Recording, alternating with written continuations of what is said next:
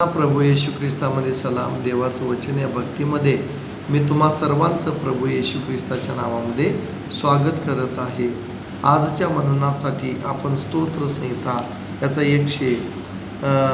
स्तोत्रसंहिता याचा 57वा अध्याय 9 आणि 10 वचन या ठिकाणी वाचूया.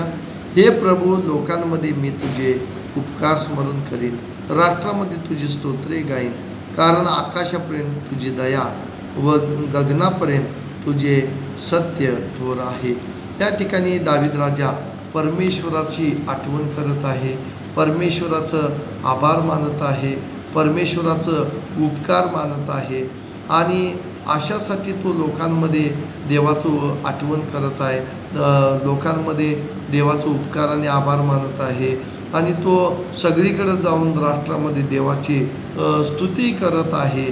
कारण त्याला अनुभव आलेला आहे की देवानं आकाशापर्यंत म्हणजे स्वर्गातून माझ्यावरती दया केलेली आहे आणि देवाचं वचन सत्य आहे, थोर आहे, महान आहे, याचा अनुभव त्याला आलेला आहे आणि देवानं त्याच्या प्रत्येक प्रार्थनेची उत्तरं त्याला दिलेली आहेत. आणि म्हणून दावीद राजा या ठिकाणी परमेश्वराचं स्मरण करत आहे, उपकार मानत आहे, आठवण करत आहे आणि त्याच्या नावाला धन्यवाद देत आहे.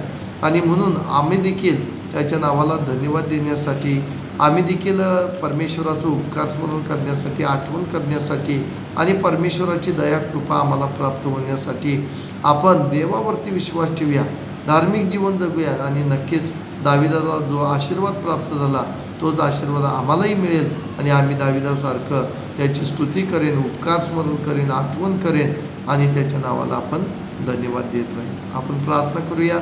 पवित्र देवा, आजचं वचन ज्याने ऐकलं पाहिलं त्या सर्वांना तुझा आशीर्वाद दे, सर्वांचं तारण कर, सर्वांना आरोग्य दे, सर्वांचं येणं जाणं आशीर्वादित कर, सर्वांचं काम आशीर्वादित कर, सर्वांची प्रगती उन्नती कर आणि सर्वांकडून तुझ्या नावाला धन्यवाद करून घ्या. सर्वांच्या जीवनामध्ये मोठी साक्ष घडव की जेणेकरून दावीद राजासारखं आम्ही देखील तुझी स्तुती करीन, आम्ही देखील लोकांमध्ये जाऊन तुझा महिमा करेन आणि आम्ही परमेश्वरा तुझी आठवण करून तुझं उपकार मानेन आणि लोकांना देखील कळेल की देवानं आमच्यावरती दया केलेली आहे.